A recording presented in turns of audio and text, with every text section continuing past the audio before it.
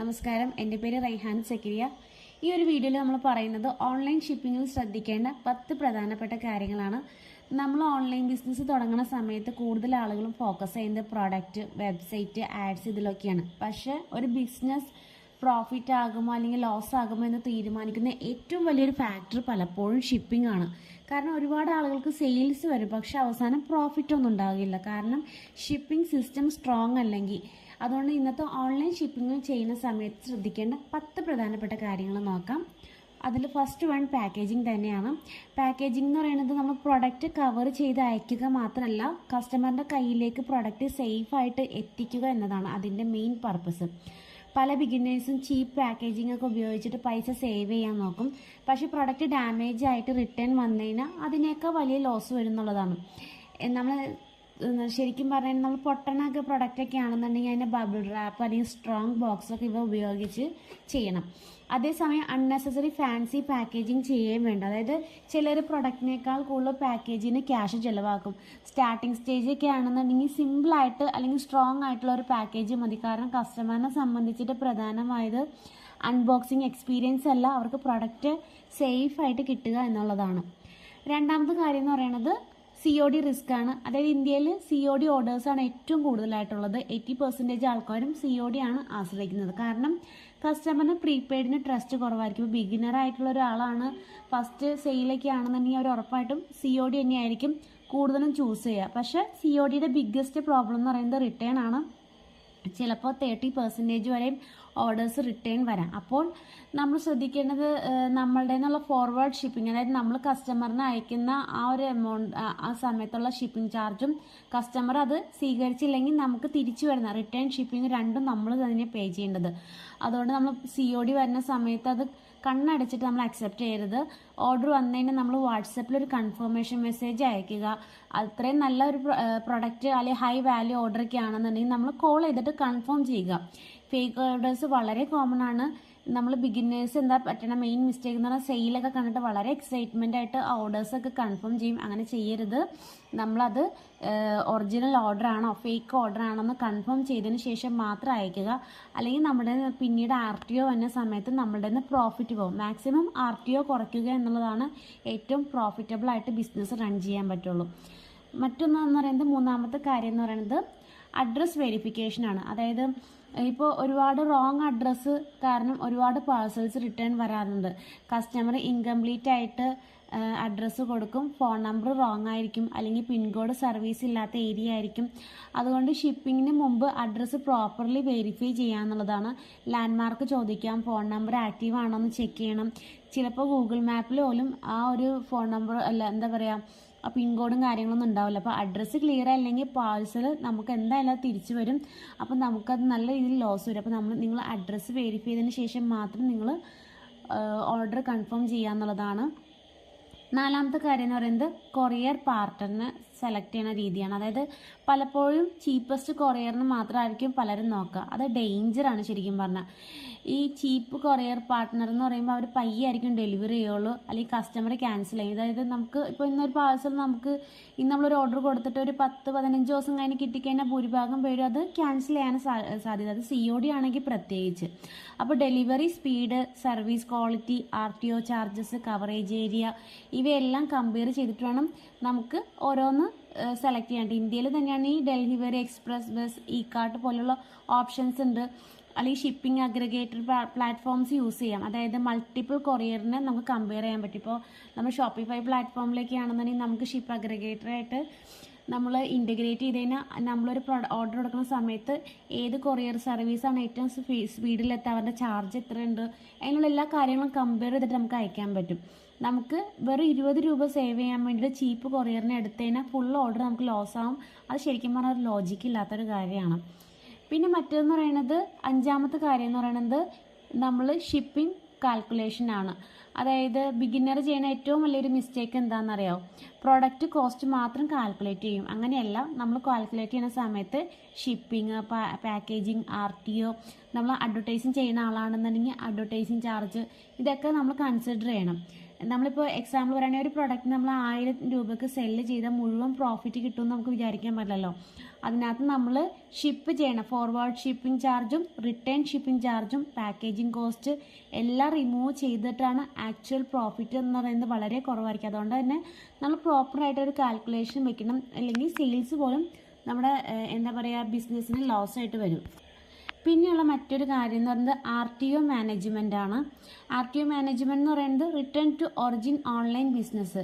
അത് ശരിക്കും പറഞ്ഞാൽ വളരെയധികം ബുദ്ധിമുട്ടുള്ളൊരു കാര്യമാണ്. അതായത് നമ്മൾ ചെറിയൊരു സെല്ലറിന് ഇത് കൺട്രോൾ ചെയ്യാൻ പറ്റും, അതായത് തുടക്കക്കാർക്ക് ഇത് കൺട്രോൾ ചെയ്യാൻ പറ്റും. നമ്മൾ പാഴ്സൽ റിട്ടേൺ വന്നു കഴിഞ്ഞാൽ അതിൻ്റെ കാരണം നമ്മൾ അനലൈസ് ചെയ്യുക. കസ്റ്റമർ അൺഅവൈലബിൾ ആയിട്ടാണോ, അല്ലെങ്കിൽ ഫേക്ക് ഓർഡർ ആയിട്ടാണോ, ഡെലിവറി ഡിലേ ആയിട്ടാണോ, അല്ലെങ്കിൽ സെയിം കസ്റ്റമർ അത് വീണ്ടും റിപ്പീറ്റ് ചെയ്തിട്ട് ഫേക്ക് ഓർഡർ പ്ലേസ് ചെയ്തതാണെങ്കിൽ ആ കസ്റ്റമറെ നമ്മൾ ബ്ലാക്ക് ലിസ്റ്റ് ചെയ്യുക. ഫാസ്റ്റ് ഡെലിവറി ഒക്കെ ആണെന്നുണ്ടെങ്കിൽ RTO നമുക്ക് കുറയ്ക്കും. നമ്മൾ തുടക്കക്കാർ ഒഴിവാക്കുന്ന പ്രധാന ഏരിയയാണിത്. പക്ഷേ നമ്മൾ കുറച്ചും കൂടി നല്ല രീതിയിൽ എക്സ്പീരിയൻസ് ഒക്കെ ആയിട്ട് വരുമ്പോൾ നമുക്ക് ഇതിനകത്ത് പ്രോഫിറ്റ് സേവ് ചെയ്യാൻ പറ്റും. അപ്പോൾ കറക്റ്റായിട്ട് നമ്മൾ RTO മാനേജ് ചെയ്യുക എന്നുള്ളതാണ് മെയിൻ കാര്യം. മറ്റ് 7ാമത്തെ കാര്യം എന്ന് പറയുന്നത് കസ്റ്റമർ കമ്മ്യൂണിക്കേഷനാണ്. കസ്റ്റമർ ഓർഡർ പ്ലേസ് ചെയ്തതിന് ശേഷം നമുക്ക് അത്ര സൈലൻ്റ് ആയിട്ടിരിക്കരുത്. ഓർഡർ കിട്ടിക്കഴിഞ്ഞാൽ ഉടനെ തന്നെ കൺഫേം ചെയ്തിട്ട് അത് അയക്കല്ല ചെയ്യേണ്ടത്.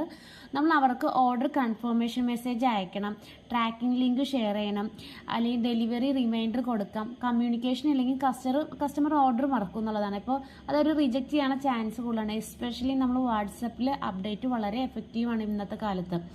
ഓട്ടോമേഷൻ സെറ്റപ്പ് ഒക്കെ ചെയ്യാൻ പറ്റും. അപ്പോൾ നമ്മുടെ വർക്ക് ഈസി ആയിട്ട് നടക്കും എന്നുള്ളതാണ്. ഗുഡ് കമ്മ്യൂണിക്കേഷൻ കസ്റ്റമർ ട്രസ്റ്റ് നമ്മുടെ ഇൻക്രീസ് ചെയ്യും. നമ്മളിപ്പോൾ ആമസോൺ അല്ലെങ്കിൽ ഫ്ലിപ്കാർട്ടിലൊക്കെ ഒരു പ്രൊഡക്റ്റ് ഓർഡർ ചെയ്തതിന് അവർ നമുക്ക് അതിന് കൺഫർമേഷൻ മെസ്സേജ് വരും, പിന്നെ ട്രാക്കിംഗ് ഇത് വരും. പിന്നെ നമ്മൾ ഓർഡർ ഡെലിവറി ചെയ്യുന്ന സമയത്ത് ക്യാഷ് ഓൺ ഡെലിവറി ആണെങ്കിൽ ഫണ്ട് അറേഞ്ച് ചെയ്ത് വെക്കാൻ പറഞ്ഞ മെസ്സേജ് വരും, അല്ലേ? നമ്മളായിട്ടുള്ള ഒരു പ്രോപ്പർ കമ്മ്യൂണിക്കേഷൻ അവിടെ നടക്കുന്നുണ്ട്. അതുപോലെ തന്നെ നമ്മുടെ നമ്മൾ ഷോപ്പിഫൈ പോലെയുള്ള പ്ലാറ്റ്ഫോം ആണെങ്കിൽ അവിടെ നമുക്ക് ഓട്ടോമേഷൻസും കാര്യങ്ങളൊക്കെ യൂസ് ചെയ്യാനുള്ള ആപ്സും കാര്യങ്ങളും ഇപ്പോൾ അവൈലബിൾ ആണ്. മറ്റൊന്നാണ് പ്രീപെയ്ഡ് സ്ട്രാറ്റജി. അതായത് 8ാമത്തെ എന്ന് പറയുന്നത് പ്രീപെയ്ഡ് സ്ട്രാറ്റജി എന്ന് പറഞ്ഞാൽ സ്റ്റാർട്ടിങ് സ്റ്റേജിനകത്ത് നമുക്ക് COD വളരെ യൂസ്ഫുൾ ആണ്, അല്ലേ? പക്ഷേ ലോങ് ടൈമിൽ പ്രീപെയ്ഡ് ഓർഡേഴ്സാണ് നമ്മൾ ഇൻക്രീസ് ചെയ്യുന്നത്. കാരണം പ്രീപെയ്ഡ് ഓർഡേഴ്സിൽ റിട്ടേൺ വളരെ കുറവാണ്. കസ്റ്റമറിനെ പ്രീപെയ്ഡിലേക്ക് ഷിഫ്റ്റ് ചെയ്യാൻ വേണ്ടി 50 രൂപ ഡിസ്കൗണ്ട് കൊടുക്കാം, പിന്നെ ഫ്രീ ഷിപ്പിംഗ് കൊടുക്കാം. വെബ്സൈറ്റിൽ നമുക്കത് ട്രസ്റ്റ് ബിൽഡ് ചെയ്താൽ മാത്രമേ പ്രീപെയ്ഡ് വരുള്ളൂ. പിന്നെ റിവ്യൂസ്, ടെസ്റ്റിമോണിയൽസ് ഇതൊക്കെ ചെയ്യണം.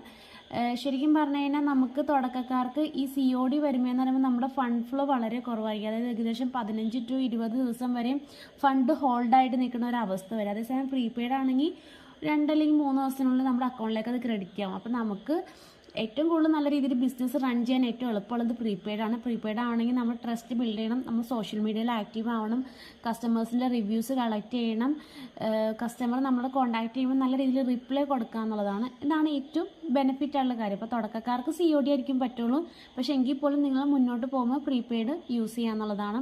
പിന്നെ അടുത്തതാണെന്നുണ്ടെങ്കിൽ 9ാമത്തെ പാക്കേജിൻ്റെ പോയിന്റ് എന്ന് പറയുന്നത് വെയ്റ്റ് ആൻഡ് സൈസ് ഒപ്റ്റിമൈസേഷനാണ്. അതായത് ഷിപ്പിംഗ് ചാർജ് പ്രൊഡക്റ്റിൽ നമ്മൾ വെയിറ്റ് മാത്രം നോക്കിയല്ല കാൽക്കുലേറ്റ് ചെയ്യുന്നത്, അതിൻ്റെ ബോക്സിൻ്റെ സൈസും വളരെ ഇമ്പോർട്ടൻ്റ് ആണ്. അതായത് വോൾമറിക് വെയിറ്റ് എന്ന് പറയും. അതായത് അൺനെസസറി ബിഗ് ബോക്സ് ഒക്കെ യൂസ് ചെയ്തതിന് നമ്മൾ ഷിപ്പിംഗ് ചാർജ് ഇൻക്രീസ് ആവും. അതായത് ഇപ്പോൾ ചെറിയൊരു പ്രൊഡക്റ്റിന് വലിയൊരു പാക്കറ്റൊക്കെ യൂസ് ചെയ്ത് കഴിഞ്ഞാൽ അവർ എന്നിട്ട് എന്താ പറയുക, ആ ഷിപ്പിംഗ് ഇതിൻ്റെ ഹൈറ്റ്, വെയിറ്റ്, ലെങ്ത് ഒക്കെ നോക്കിയിട്ടാണ് ബോക്സിൻ്റെ അവർ മെഷർ ചെയ്യുക. അപ്പോൾ അങ്ങനെ വരുമ്പോഴെന്ന് പറയുമ്പോൾ നമുക്ക് നല്ല രീതിയിൽ ലോസ് വരും. കാരണം അവിടെ ഷിപ്പിംഗ് കോസ്റ്റ് എന്ന് പറയുന്ന ഗ്രാം കണക്കിൽ ഇങ്ങനെ കിലോ കണക്ക് അങ്ങനെയൊക്കെ ആയിരിക്കും. അപ്പോൾ അങ്ങനെ വരുമ്പോൾ എന്ന് പറയുമ്പോൾ നമ്മൾ നല്ല രീതിയിൽ ഫണ്ട് ലോസ് ആവും. അപ്പോൾ നമ്മൾ ശരിക്കും പറഞ്ഞാൽ ആ സെയിം പ്രൊഡക്റ്റിനെ തന്നെ അതിൻ്റെ അതേ സൈസിലുള്ള പാക്കറ്റ് യൂസ് ചെയ്യുകയാണെന്നുണ്ടെങ്കിൽ നമുക്ക് ഷിപ്പിംഗ് കോസ്റ്റ് കുറയും. നമ്മൾ സ്മോൾ ഒപ്റ്റിമൈസേഷൻ ലോങ് ടൈമിൽ വലിയൊരു സേവിങ്സ് തരാൻ പറ്റും. പിന്നെയുള്ളത് 10ാമത്തെ മെയിൻ ഇതെന്ന് പറയുന്നത് റിട്ടേൺ പോളിസിയാണ്. ചില ബിഗിനേഴ്സ് ആയിട്ടുള്ള കസ്റ്റമേഴ്സിനെ അട്രാക്ട് ചെയ്യാൻ വേണ്ടി ഈസി റിട്ടേൺ ആയിട്ട് പ്രോമിസ് ചെയ്യും. പക്ഷേ നമ്മൾ ശരിക്കും പറഞ്ഞാൽ നമ്മളത് നമ്മുടെ മാർജിനൊക്കെ ആയിട്ട്, അതായത് നമ്മളിപ്പോൾ ഷിപ്പിംഗ് ഈസി ആയിട്ട് അവർ പറയുമ്പോൾ തന്നെ ഇത്ര ദിവസത്തേക്ക് അല്ലെങ്കിൽ 7 days എബോ ഒക്കെ കൊടുത്തു കഴിഞ്ഞാൽ നമുക്കത് ഡേഞ്ചറായിട്ട് മാറും. അതായത് ക്ലിയർ ആയിട്ടുള്ള പോളിസി വേണം. റീപ്ലേസ്മെൻ്റ് ആണോ റിട്ടേൺ ആണോ എന്ന് മെൻഷൻ ചെയ്യണം, ഡാമേജ് പ്രൊഡക്റ്റ് ആണോ അല്ലെങ്കിൽ മറ്റേ കേസ് സെപ്പറേറ്റ്, ഡാമേജ് പ്രോഡക്റ്റ് അല്ലെങ്കിൽ നമ്മൾ കൊടുക്കുന്ന സമയത്ത് എന്തെങ്കിലും സൈസ് ഇഷ്യൂസും കാര്യങ്ങളൊക്കെ ആണെന്നുണ്ടെങ്കിൽ അത് സെപ്പറേറ്റ് രീതിയിൽ ഹാൻഡിൽ ചെയ്യുന്ന രീതിയിൽ ചെയ്യാന്നുള്ളതാണ്. പോളിസി ക്ലാരിഫൈ ഇല്ലെങ്കിൽ കസ്റ്റമറിന് ഇഷ്യൂസ് കൂടിയിട്ട് ബിസിനസ് ലോസ് കൂടും. അതുകൊണ്ട് തന്നെ സ്റ്റാർട്ടിങ് മുതൽ നമ്മൾ പ്രോപ്പർ ആയിട്ടുള്ള റിട്ടേൺ റൂൾസ് സെറ്റ് ചെയ്യുക എന്നുള്ളതാണ്.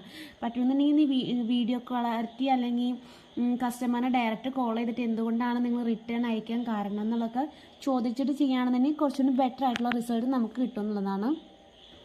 നമ്മൾ ഒരു കാര്യം ഓർക്കേണ്ട കാര്യം, ഓൺലൈൻ ബിസിനസ്സിൽ നമുക്ക് ഓർഡേഴ്സ് വരും ഈ പരസ്യമൊക്കെ ചെയ്യുന്ന സമയത്ത്. പക്ഷേ ഷിപ്പിംഗ് ആണ് പ്രോഫിറ്റ് നമ്മൾ ഡിസൈഡ് ചെയ്യുക. നമ്മളിപ്പോൾ എല്ലാവരും തുടക്കം എന്ന് പറയുമ്പോൾ നമുക്ക് 10 സെയിലൊക്കെ കിട്ടുമ്പോൾ നമുക്ക് ഭയങ്കര ഹാപ്പി ആയിരിക്കും നമ്മളൊരു പരസ്യം റൺ ചെയ്യുന്ന സമയത്ത്. നമ്മളിപ്പോൾ അത് പ്രോപ്പറായിട്ട് ചെയ്യുന്ന ഒരു വ്യക്തിക്ക് മനസ്സിലാവും നമ്മൾ ഷിപ്പിംഗ് ചെയ്ത് ആ 10 സെയിലിൽ മിക്കപ്പോഴും 5 സെയിൽ ചിലപ്പോൾ റിട്ടേൺ ആയിരിക്കും. മനസ്സിലായില്ലേ? 5 സെയിൽ വളരെ ഡിലേ ആയിട്ടായിരിക്കും കസ്റ്റമറിൻ്റെ അടുത്ത് എത്തുക. അപ്പം നമ്മൾ ചെയ്യേണ്ട കാര്യം എന്ന് പറയുന്നത് പ്രോപ്പറായിട്ടുള്ളൊരു സിസ്റ്റം ക്രിയേറ്റ് ചെയ്യുക എന്നുള്ളതാണ്. ഷിപ്പിംഗ് സിസ്റ്റം വീക്കാണെങ്കിൽ സെയിൽസ് കൂടുമ്പോൾ പോലും നമുക്കത് ലോസ് വരുത്തും. അതുകൊണ്ടൊരു സ്മാർട്ട് ഓൺടർപ്രണർ ആകാൻ വേണ്ടി ഷിപ്പിങ്ങിനെ സീരിയസ് ആയിട്ട് കാണണം. പ്രോഡക്റ്റ് മാത്രം ഫോക്കസ് ചെയ്താൽ പോരാ, ബാക്ക് ആൻഡ് സിസ്റ്റം സ്ട്രോങ് ആക്കണം. അപ്പോഴാണ് ബിസിനസ്സിൻ്റെ സസ്റ്റൈനബിൾ ആയിട്ട് നമുക്ക് ഗ്രോ ചെയ്യാൻ പറ്റുക. ഇതുപോലെയുള്ള കൂടുതൽ വിവരങ്ങൾ അറിയാനായിട്ട് ഈ ചാനൽ സബ്സ്ക്രൈബ് ചെയ്യുക. താങ്ക്